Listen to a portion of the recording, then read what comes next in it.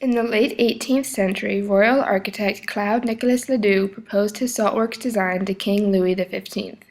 At the time, salt was growing in necessity and popularity, so the king agreed to authorize their production. Construction began in 1775 in the eastern France region called Arc-et-Senans. Ledoux uses geometry and carefully thought-out landscape design to create a unique experience for residents and workers. The heart of the complex is the director's pavilion. From it, one could survey the whole site and monitor everyone and everything. To the left and to the right of the pavilion are the factories where the salt was extracted. The arc of the semicircle is made up of public service buildings and housing for the workers. Every building is purposely placed with space between each in order to maintain sanitation.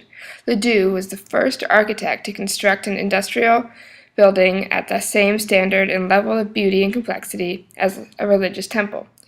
One example of this exquisite detail is in Ledoux's use of columns. Ledoux understood the power a column held and used them wisely.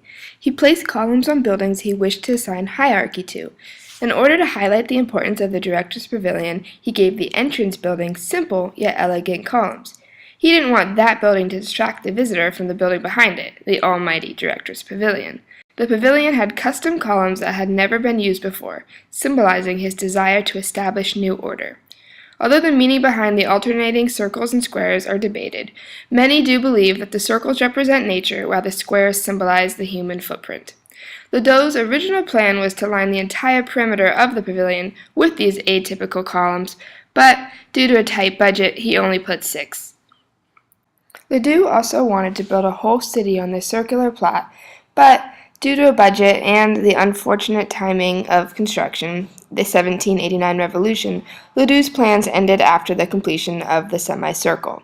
However, even despite this, the magnificence of Ledoux's masterpiece earned him a much-deserved spot on the UNESCO World Heritage Sites list in 1982. The Royal Salt Works stopped production in 1895 and is currently open for tourists to visit. In our opinion, the Royal Salt Works was and still is a very good representation of Enlightenment in France in the emerging Industrial Revolution. Ledoux believed that rational architecture, urban design, and industrial organization could help and have a major impact on the Enlightenment era.